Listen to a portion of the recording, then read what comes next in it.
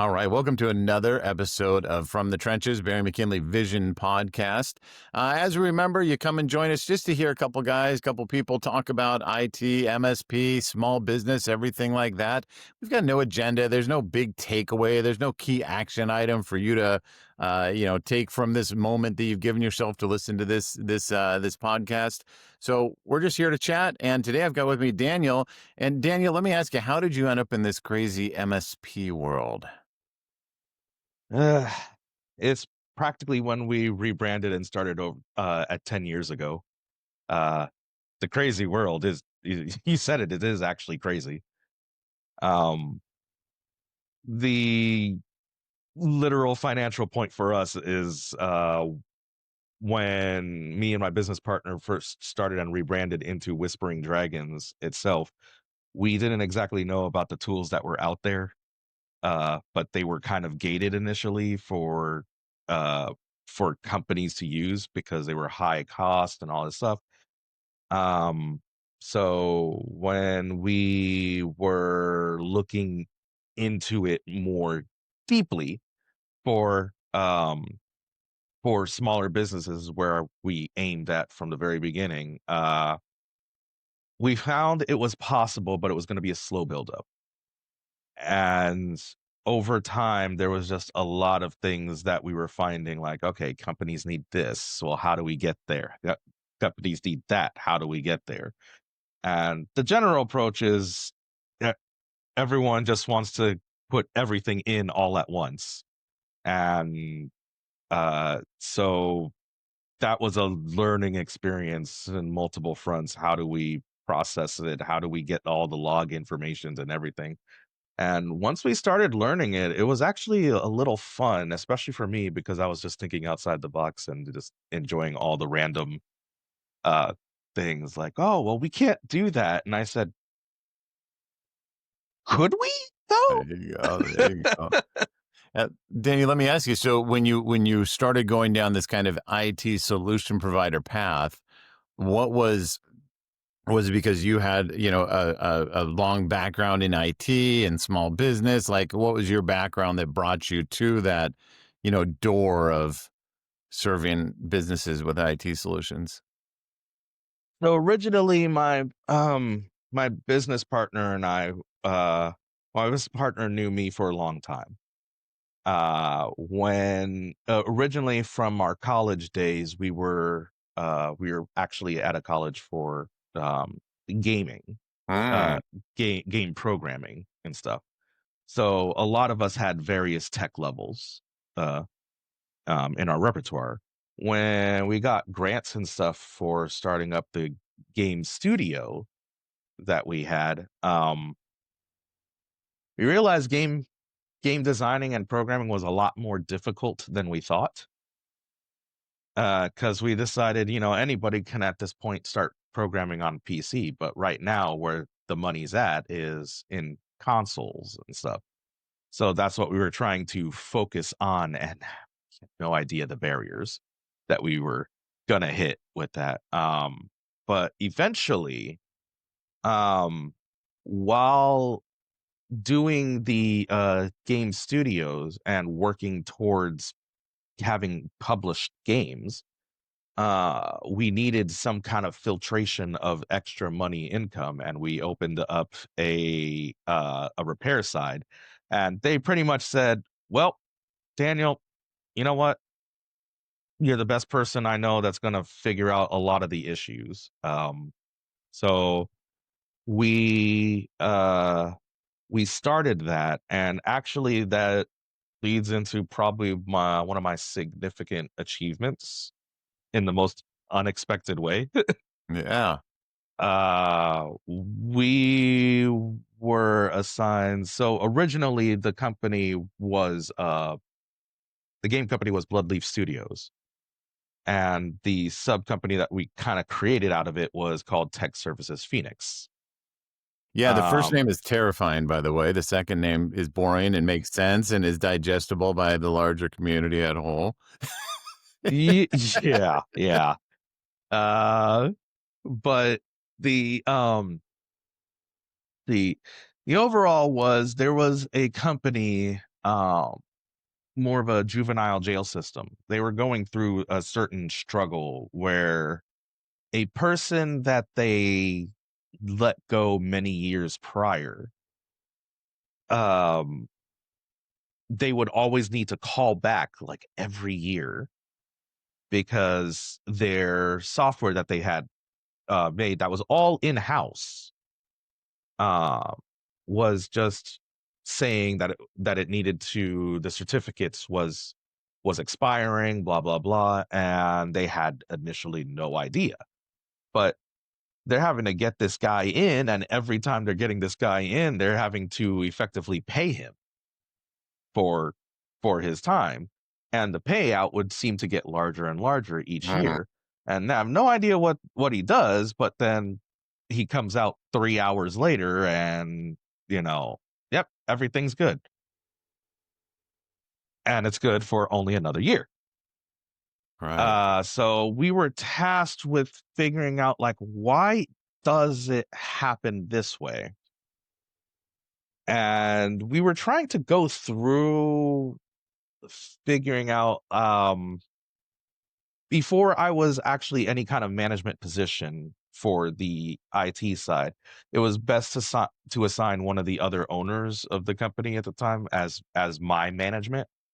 So, uh, but one of the other owners actually added me in, saying like, "No, no, no, take him with you because he's gonna think of something that you can't properly think about." Mhm. So here we are in a room together with uh, a engineer, a computer programmer who has some IT background, and then me, who's just like, I have some computer programming skills, but I kind of lack the ability to create, but I have a fundamental understanding to manipulate.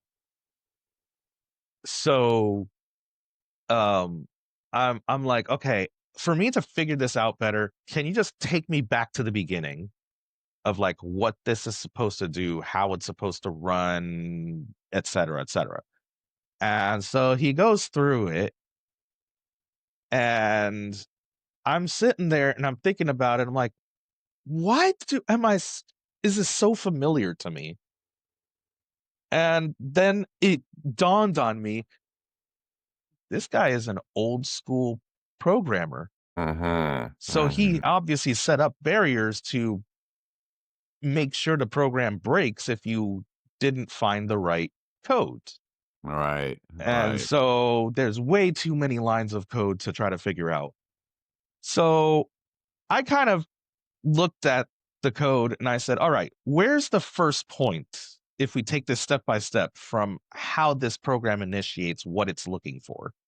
The certificate that they had never was expired. It was going to last through till 2020.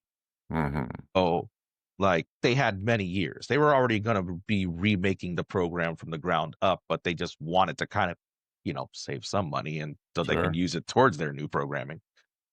Um, and so I looked at it and I said, you know what?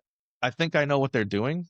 They're probably putting in the code that's actually saying like, oh, uh, even though you check this certificate, it's going to expire on December 26th. Right. Right. So Right. yeah, put it on the critical point of just after Christmas. What I did is I looked at the code and remembering that it was old school programming, I'm like, okay, well, we're going to battle it with old school programming. There And you I go. just told my programmer, you remember the days of just trying to learn how to additional count? He's like, yeah, that was like, month 2 in programming. And I said, that's what we're going to basically do. So Nice. I helped create the idea to temporarily add an additional year to the expiration time, up leading up to the year of the expiration of the certificate that it would have to read to. So Yes. it could never expire for over 5 years. And Yes. the company I ended up hearing did get their new program up about 3 years later. Nice. So I Nice. was just like, you know what? You're welcome. But dude, like, if you end up seeing this out there, like, I have to compliment your candor on trying to pull that off for guaranteeing your little side job there, but at That the is same time, that hilarious. was just rude. Yeah, that's hilarious. That is hilarious. So this was a software that some juvenile probation system was using that would track, their, Yeah. released, folks. Some It was gonna, like, every time when the first time they actually had it happen, it actually shut it down across the nation, so, Oh God. Oh, this is a big, big, widely used yeah. tool. Yeah, they had I think they said they had, like, 6 facilities that they were using it with. So, like, that I'd say that's pretty big I for would say so. juvenile You jail bet. system. So Yeah. then so somehow they find you guys, you go and you figure out a great workaround. Was that what kind of launched you into this kind of IT solution provider piece? When did we start? Because we had the repair shop, we get drug Mhm. into a really unique opportunity like that. And is that just kind of the history over the last 5 or 10 years of how you guys serve your clients? Um, yeah, it was more of because of that, uh everybody got a better understanding of just how smart I am with thinking of things through for businesses. Um, and it kinda sorta led up to the idea of, like, for smaller businesses, there can't always just be X, Y, or Z for the solutions to provide. Um, I mean, even today, yes, cost is always going to be a factor. Um, Especially if you think that, in today's times, a lot of companies are struggling with being able to pay for their necessary things while maintaining doing what they do best. And unfortunately, IT is one of those factors. When I when I took over the business after my business partner's passing, in 2021, I one of the things I set out to do is I gave myself a goal and said, "Okay, September actually is my anniversary of as owner of it." So yeah, great time. Um, I took the first year to understand the back end portion of the business. I was already being trained into it. My business partner had actually tried training me into it, but he wasn't going to be going full deep until a few months after he passed away. So it's like, just missed that part. So I was stuck hitting the ground running from the very beginning, no matter what. Um, and the task was to eventually let me become the business owner. So, like, it was gonna happen one way or another. It just wasn't planned to happen so soon. Um, so I took the entire year learning the admin stuff and asking around a lot of different questions, not just for the admin work, but for tools and other usages that companies find that they are useful for their clients. Um, and even the pricing structure, that was such a tough habit to get out of my head because logic minding, also kind person. Like, Yeah, I understand why a lot of business oriented coaches and stuff will try to teach you, like, oh, if you're too kind, you're not meant to be a business owner because you have to have so much firmness and stuff. And it's like, I get it now. It's not that you have to have so much firmness. It's just sometimes you just have to accept, like, this is how business has to work sure. or you're gonna die in that Yeah. business. So, like, that was trying to get out of it, and I'd say it was also our clients that assisted because, one of my ideal clients, they sent a check for their services. Um, And one day, while I'm contemplating on the increase of pricing, they the check that they sent was higher than normal. Okay. Was- And I thought, "Hmm, maybe that's just a mistake."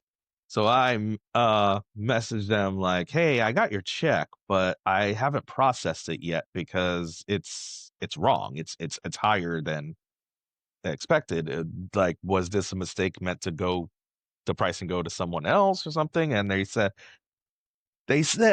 no, they've noticed everything else is going up in price, and so it's about high time to increase the pricing that I expect from you guys. So, Oh, change my invoice to reflect this pricing right now wow. and accept it from here on out. I don't know about you, but I never had the Never. experience of the customer is deciding my costs, Well, my I'll my tell my you what, my pricing, and then yelling at me to demand to make the change. you know you're screwing up when your client has to say you're not charging enough. We want you to stay in business. You're not gonna, be able to continue like this. That's awesome. That's awesome. And how But many? it did help me, and I raised my prices accordingly, Hell and, yeah. all my prices have been, like, I don't really consider it undercut in the market. Um, what I do consider it is if there is any plans to grow or maintain within the IT space, I don't want them with a sticker shock. Like, this is how much you're supposed to be about the ballpark to be paying into IT work. So if you are done with me and you go to someone else, then it shouldn't be like, oh, like it should be this pricing, it should be this pricing. Like it is what it is. And it's like, oh, it's only like 10, 15, 20% higher than that. Like, yes, exactly. But if you're getting something where it's like, oh, for the same thing and 50 to 100% higher costs, well, now you at least have an idea of like what to look for. Like, okay, wait a minute, what am I truly getting out of this? So it's kind of a mutual thing. Like, For since sure. the business has always been in education, um, just making sure that they're educated well in what they're getting as well from the IT space. Daniel, what's the company looking like today? How many folks are we working for the company? How well clients? Do we have 100 clients? We have just a couple great clients. Where are we in our journey? So, as the owner, I am also the only employee. Yes, sir. Um, but I can still handle it for the most part. Um, my total client space is just under 20.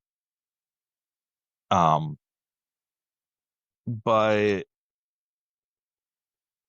I'd say a lot of the difficulties is that some businesses either feel they don't need IT, and only recently I feel like I discovered why that is. And it's mostly the ones that are like down to like one or two employees total. And I want to say, like, overall for us, it's kind of our fault. Um, when growing up, I mean, let's go back to 2000. Like 1999 to 2004, or like what ended up being instilled whenever you got a new computer, like even like let's go really classic, getting a gateway computer. Um, like, what was the common thing that was told when you're getting your system set up? Well, like, the internet is getting even bigger and stuff, but you need to have an antivirus. And if you have an antivirus, you're covered. So many years today, what was stated, practically try to rely on Microsoft. Microsoft almost had a good product initially with their Windows Live Defender suite, and then they just kind of let it go down the wayside for a while there. And so people are just like, oh, well, I have to have an antivirus. So they figure comes with their system, McAfee. Like it's going to get them through. Maybe, maybe not. Um, then you'd have all the free antivirus offerings out there, uh, AVG, eventually Avast, as well. And they think install that, that's that. So when you transition into the business world as a small business, not knowing that a lot of the enterprisey type products, and I'm going to say it enterprise because of how you have to have them in the first place.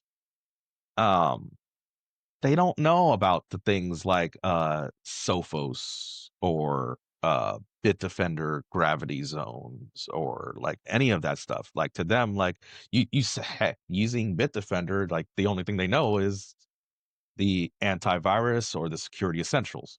Total security says to them, it's the same thing.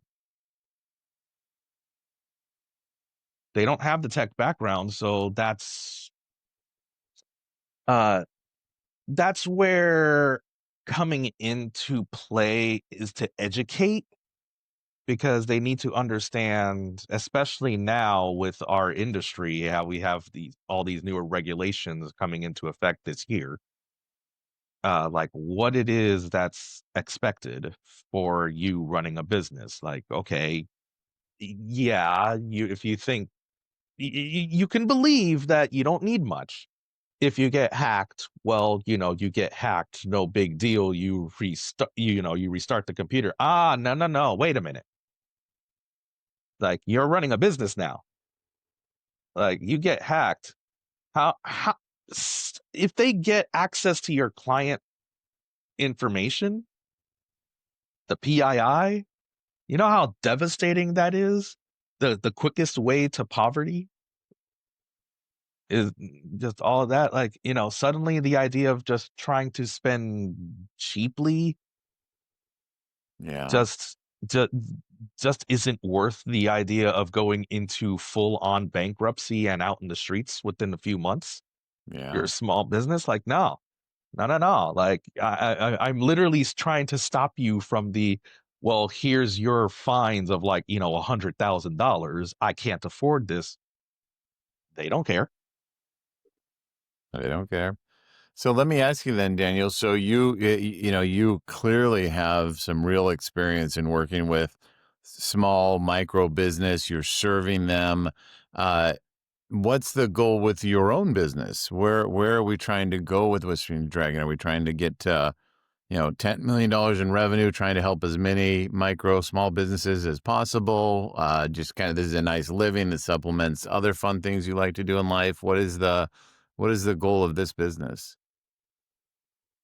So my goal is always to leave a legacy of sorts for the business. I just couldn't quite place what that legacy is. My business partner had this saying of, we always need to go big if we want to have a legacy remaining of the company.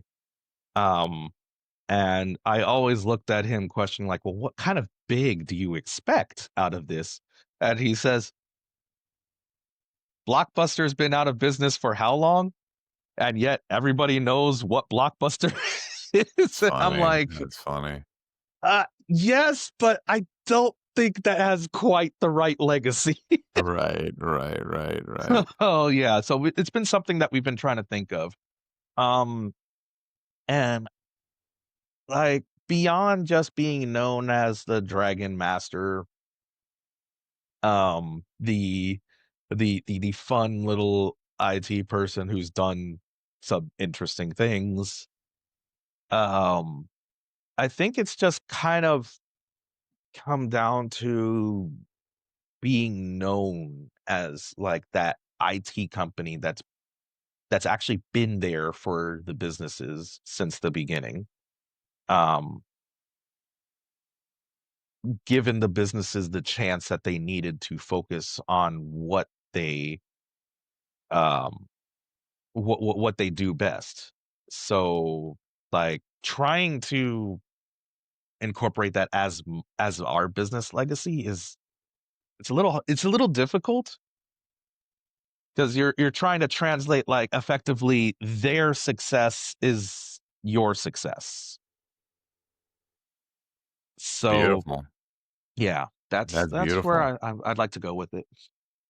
And what is that? What does, aside from the days of, supporting the clients one-on-one and, really making sure they have access and security and whatnot, what is the kind of sales and marketing piece? I mean, you're a fun guy. You're very intentional about your branding. How do you get out to the world to let people know you're there? Well, a lot of it has been word of mouth, believe it or not. I've done a little bit of marketing here and there, but more as like test the waters type marketing. Um, but at the end of the day, it's been word of mouth that's been more successful drive than marketing. S We've observed over the last like 20 years is that every business, every MSP that we've observed under $1 million, they're all word of mouth. It's Yeah. all word. You can get to 1 million on word of mouth. You can get to 1 million by not being an asshole and being present and being somewhat engaged in your community. So I think that's great, and we want to keep going with that. Let me ask you this: with you speak very intelligently about the needs of small business and the kind of implication of you either spend the money now or you spend it later in really terrible circumstances. You may not have it. You might end up, going out of business. That's a very you say you narrate that very articulately, if that's a word. Yes. How do you have you done anything with kind of just saying, hey, this is the weekly webinar, this is the podcast around small business technology.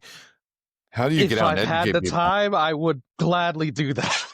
Yeah, But yeah. no, so what I've actually done is, in a lot of the networking events that I'm involved in, Mm, I've usually taken that time in some cases not to advertise my business, but to talk about what's been happening in the industry.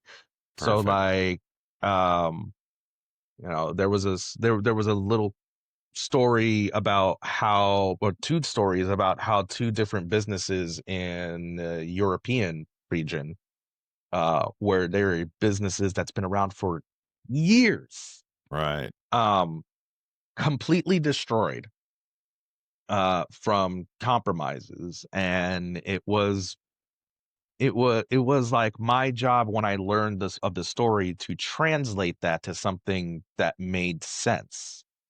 Because in one story's case, it was, oh, the compromise was through an employee, um, having an old password. Okay, but that employee having an old password shouldn't be the downfall of the entire company. Like, how did that work? So I kinda just go into it briefly enough to understand, like, well, why did this happen? Like, okay, so there was obviously a flaw within their IT, uh infrastructure policies and stuff, so that allowed that, employees' credentials to be able to access things that they shouldn't have been able to access to.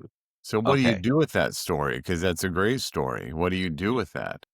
Um, so, when I come over to these networking events, depending on the stories, I either incorporate it into my little 30-second commercial, or, I get allotted, like, the 10-minute time variable to just kind of go over it, the aftermath, like, and I treat it as a postpartum even though it has nothing to do with me, but during that postpartum, I'm educating everyone about it, um, which has actually prompted, even some that, like, they're not owners of their businesses, they're just more just staff high up staff members of the business, and they would end up going back and being like, "Look, I heard about this.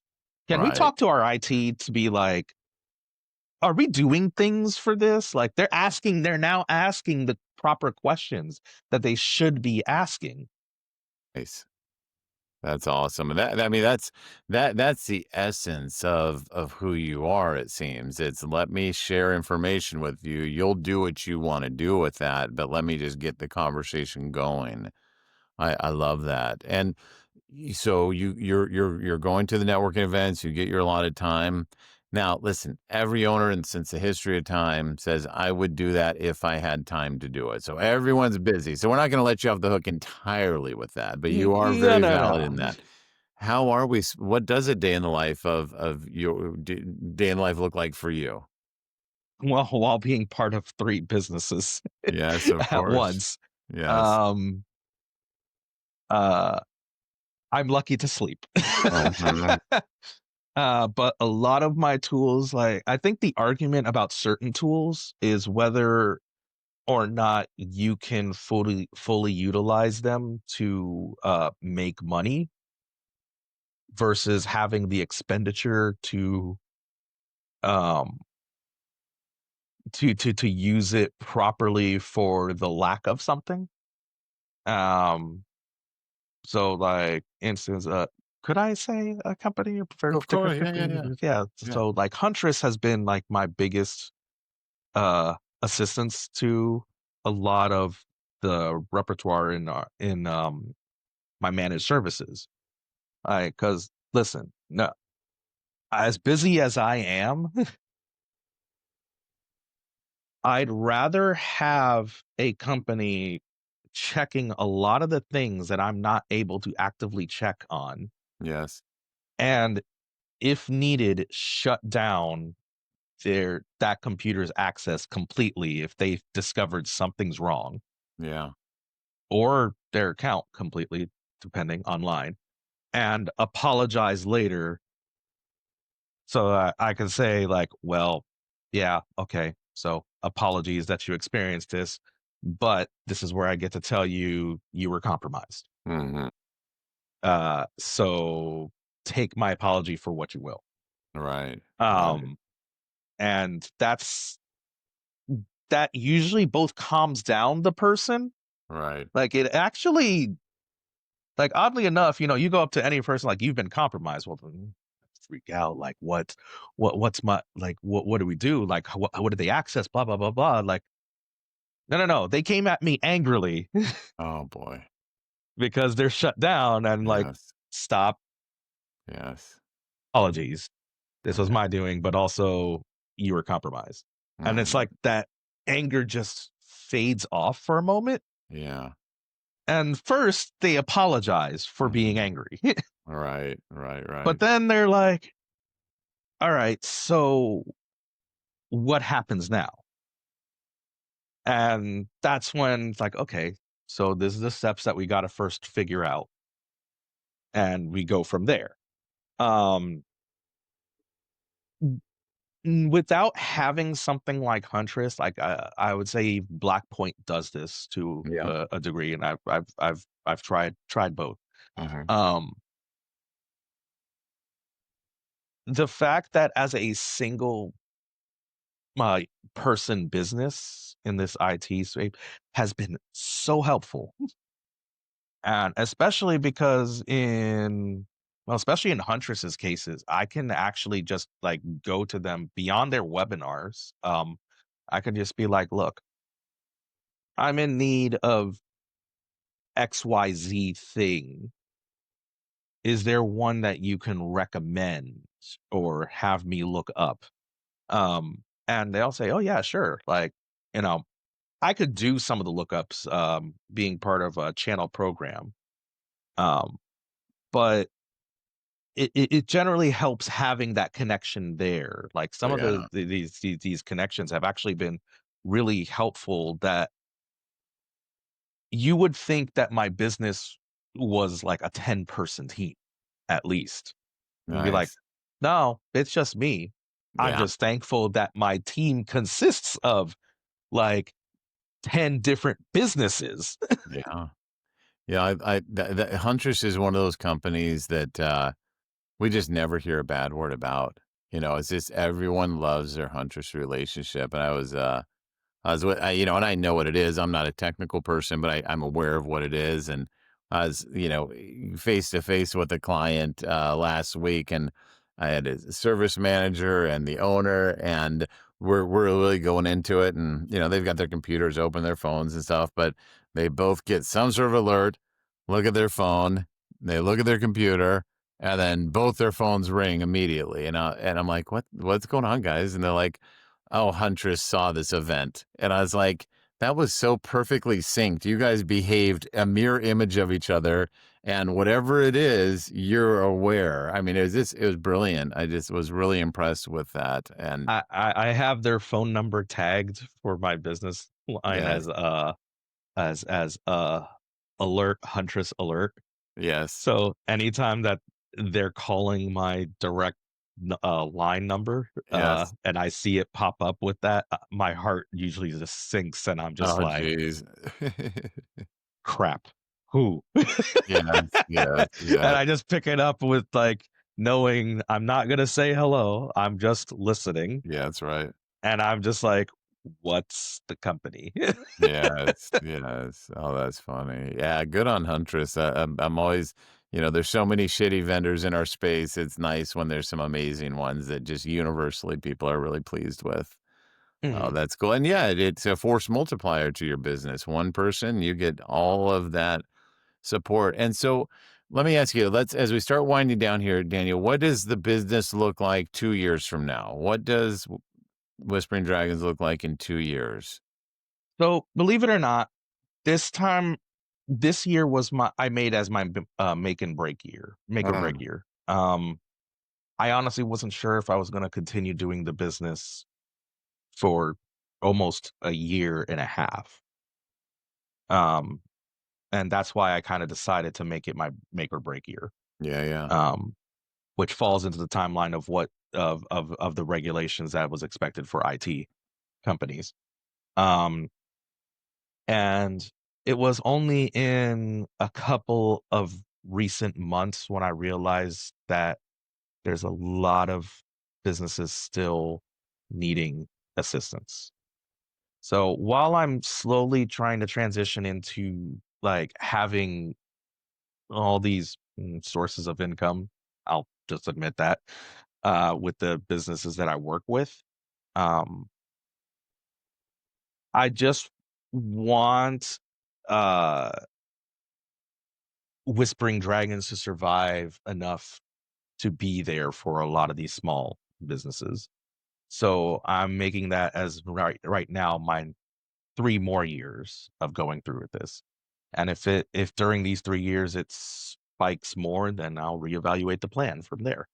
Good on you. Um, yeah. In fact, one of my newest things that I've used to already get into some businesses now is, using a tool, called Better Tracker.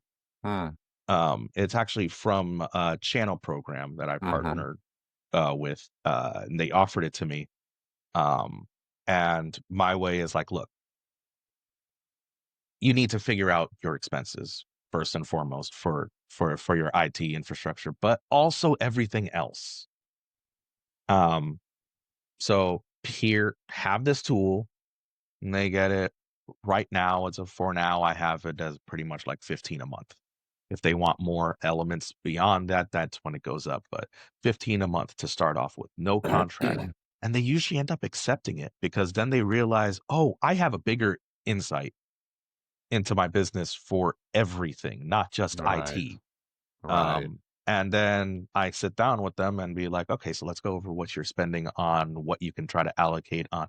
Hey, maybe that phone service we can redirect to something else that's better and a little more affordable. Like, or oh hey, you seem to spend a lot on printers, but have you thought about getting like a managed print service that for a little bit less than what you've been spending this year on the printers to That just do that. that And tool, I include all my partners to it. I think I know the tool you're talking about, and uh, I'm so excited for it. I hope it really takes off. It's been a slow adoption. It's kind of like that rocket money for business, right? Where it's like, here's Yes. all your subscriptions, tracking. Yeah, I have not seen people launch into that as hard as I will hope that they will. So you're serving that again, that micro small business, and I think most MSPs want nothing to do with it. 5 user under, 10 user under, they don't want it, and they're right for themselves. So it's a very underserved I population. I tell the I was at a dinner and with channel program was talking to a bunch of the people about it, and I pretty much said like, look, if you know of IT companies that they don't want to sell that, hand it to me. Uh-huh. Uh-huh. Because I'm not going to use it to take away their business. Like the whole point is just for them to understand what they're spending on. That's Now, right. of course, if they end up asking when they sit down with me, like what could be better suited, well, then that may be you probably best be open to talk with me because I'll probably be like, look, your client's already discussed this. That's right. That's right. um and like I want to be truthful here, so I'm going to leave it up to you to decide. That's right. That's right. But like, because at the end of the day, yes, all of us IT companies are technically competing against each other, but we would all be a fool to just isolate ourselves as our ways is the best answers Yes. of approach to everything. We have to learn from each other That's right. That's and right. Well, utilize that each other. for sure, for sure, for sure. The founder of ConnectWise, Arnie Bellini, first person I heard say the phrase cooperation, where it's like, yes, we're competition, but if we can cooperate and make a community, we can all do better. And I always thought that was very insightful of him. And he kind of lived that till, his last days of ownership at ConnectWise and carries on and, just invests so much in the community. So I And think if you're I onto may, something. Say again?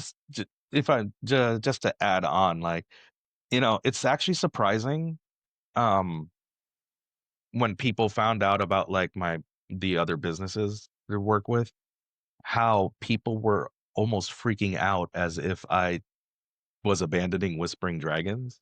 Like that's not at all what I'm doing. I'm still doing Whispering Dragons. Right. Um, but like the Beam Media Group platform, has just been it's doing something, and I'm hoping that because podcasting, streams, etc., is still such a necessary thing for a lot of the businesses that maybe it will also be useful in the IT space to kind of look into saying like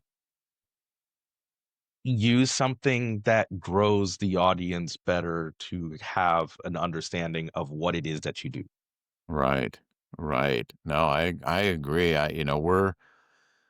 We're So there's new always times I'm trying to learn or to better not just myself, not just like my clients, but also as the IT as a whole. So for sure. For sure. No, that's good. Tell me a little bit about Beam again. We mentioned it in our pre-conversation, but tell me a little bit about what Beam is doing. mhm. Beam Beam Media Corp, first of all, if you have heard of Beam before in the 2015 era, it was a streaming platform, um, cutting edge for its streaming. Microsoft ended up buying them, changed them over to Mixer, um, and then went defunct Mm, after a while. And so for us, Beam is trying to bring back that whole cutting edge streaming platform, um, and doing something a little bit different. Like, yeah, you can make at this point it's easy to make a streaming platform, but how do you enhance it or better it? And that's where Beam comes in. Um, it doesn't just offer the idea of streaming to multiple platforms as you see fit. Um, I kind of akin it to a starter point for streaming as well. um, with the capabilities to make an earning, or if you just want to do it as a hobby, you can. But it is a subscription based service for currently $3.95 a month to stream. That is, Right. as an audience, you're not paying anything unless you subscribe to the person. Right. Um, but uh, it's helping teach something that places that of a lot of other platforms aren't going to teach you. Like, YouTube, Twitch, they're going to teach you how to start the stream, not what to do with your content.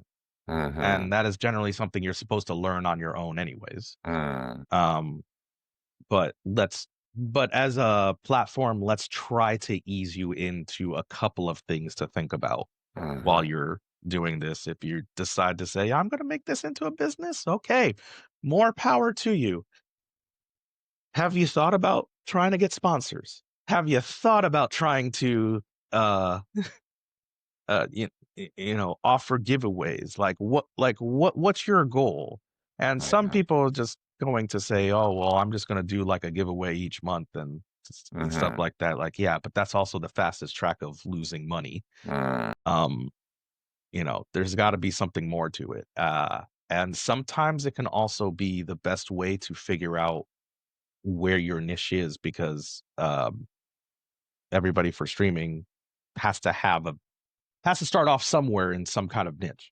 uh-huh. Um, but they also have to know where they need to be streaming to. So if we can offer Uh-huh. a way to kind of help them like in one location, just say, stream to TikTok, stream to Instagram, stream to Uh-huh.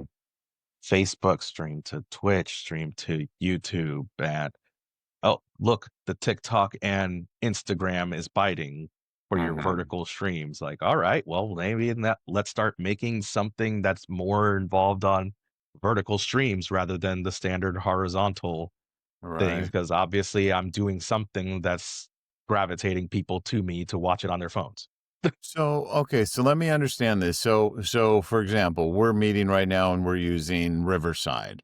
Have you ever Mhm. heard of Riverside before? Yes. Okay. Two other times, mostly from COVID era, actually. Okay. So then we just moved to Riverside from StreamYard, which Yes. both, had all their pros and cons. But, there's, little icon buttons on my dashboard where I could hit the stream button where it's going to stream to Facebook or Instagram or Twitch or not Twitch, Twitter, whatever it may be. That's not my world yet. But is Mhm. that an example of what Beam is doing? It's that kind of intermediate platform to say, we're here to get you out, or is it the terminal spot like a Twitch where people come to it to watch your content or watch you stream? Both. Okay. Yes. Okay. Got Um, it. yeah. For the audience, if you're liking it enough to go over to watch your favorite creator, you know, great, and they'll appreciate it more. Um, if you're if you're trying to stream out to say Twitter, you know, well, X, whatever. Yeah, sure. Um, uh, well, X, you also require a subscription anyway, so Sure. I guess you're putting more into it at that point. But still, like having a way to send it out there and still receive the chats as if they're on the platform Yes. Yes. is actually pretty useful there. Got it. Um, oh, okay. Um, but beyond that, all the streaming should be simplified enough because you're going to be putting in all the work anyways when you're trying to set up. So, like, obviously, most people know the standard of OBS, open broadcasting software. And you're just going to use that to send like any other platform. But the difference is that on Beam, you can select which ones it's gonna go out to, and then you can slowly expand out to, like, other methods of the streaming. You decide, "I'm gonna start with, broadcasting to Beam and YouTube." Okay. And you can do that. I'm gonna go over to Kick, going over to Twitch, whatever. Okay. But now also, let's say you manage to have an exclusivity deal with Kick. Well, obviously that usually is going to entail you can't be streaming on another platform. Okay, fine. Then disable the stream to Beam, but Sure. Beam can still keep the recording for you Yes. Yes. if you Yes. if you need it and still stream out to Kick. Right. So Okay. you're still getting benefits no matter what. Yeah. And and the big one of the big features it sounds like is your Beam is able to bring the chat from any of those platforms into kind of the admin console of whoever's actually streaming. Right. Yeah. Okay. All right. Yeah. Yeah. So it's supposed to simplify. You're not having to push like publish. It just as soon as it goes like on most other platforms starts. Yeah, interesting. What's and I could keep you on here forever. So Of I'll start winding us down. So course. with the how can small businesses think of other MSPs out there? How can they use streaming in their business? Is there a use case for streaming in an MSP small business environment? Um Weekly shows most likely is what it's gonna come down to. Talking about what they're seeing in their area.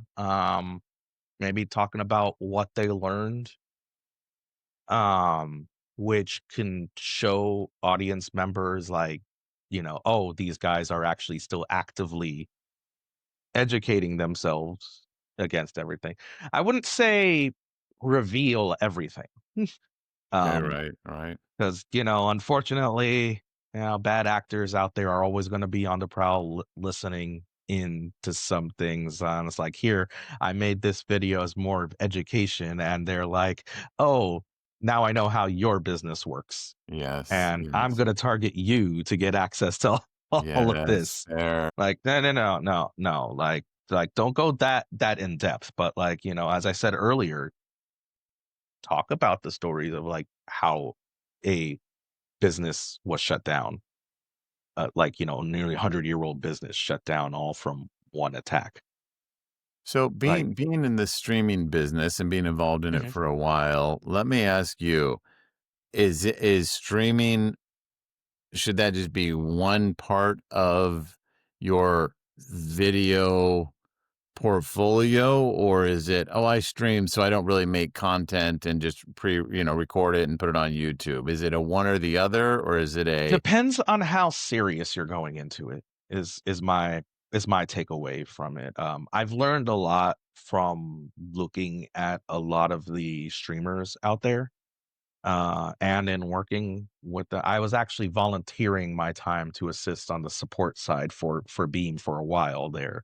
But I was also seeing things on there, and then once I started working under the support side and talking with my boss, back and forth, Angel and, and Theodore, we would sometimes discuss the whole intricacies of the streaming, uh, of the streaming world, and sometimes I find streaming in general is weird.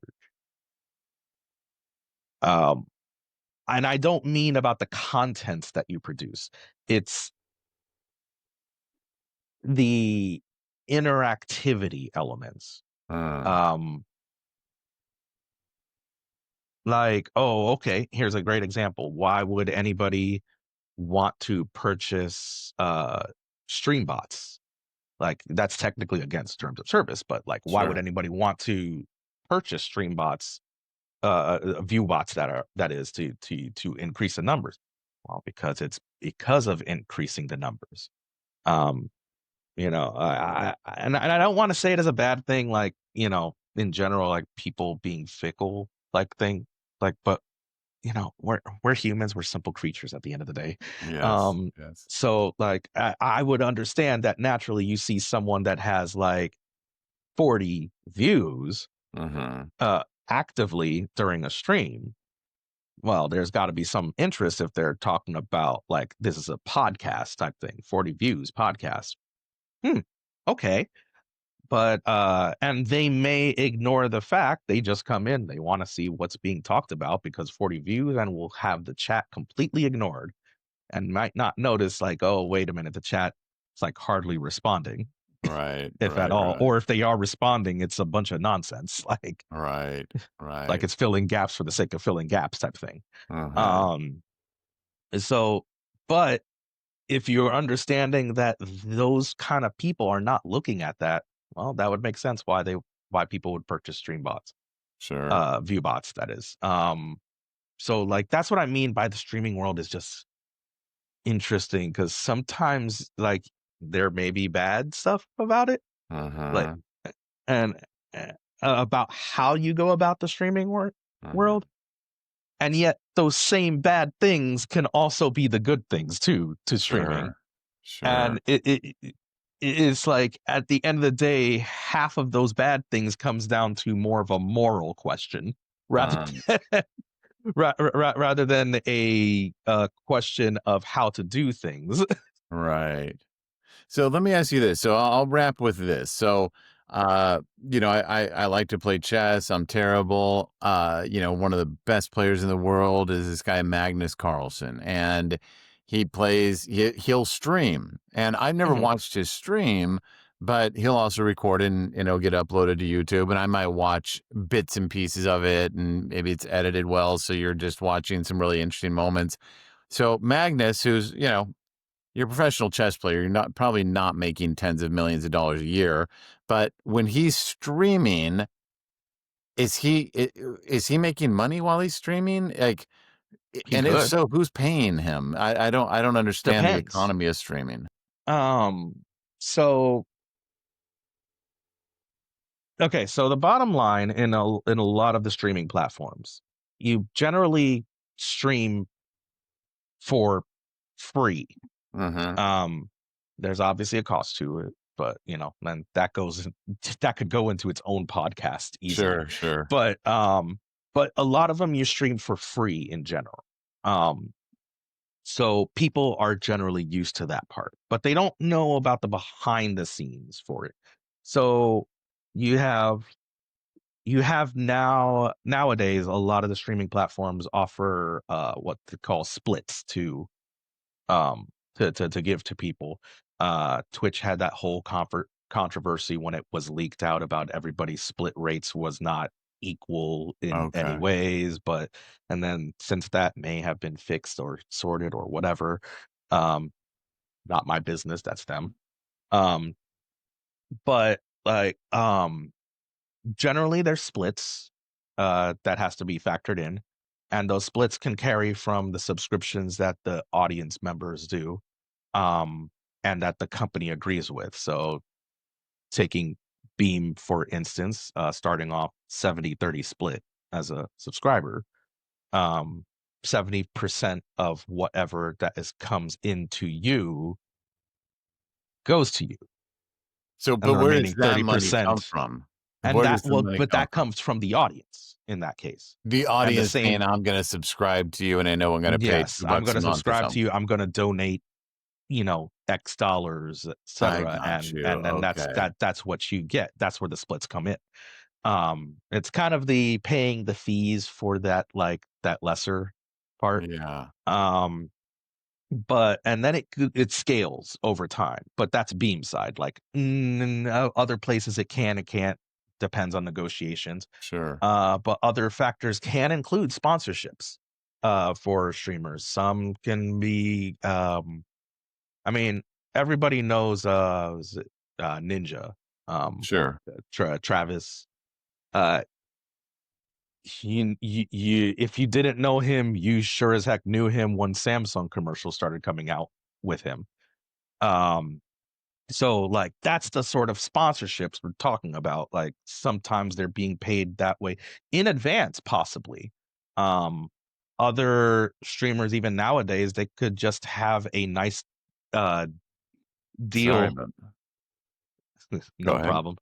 They could have a nice deal going on with presenting like some hardware, or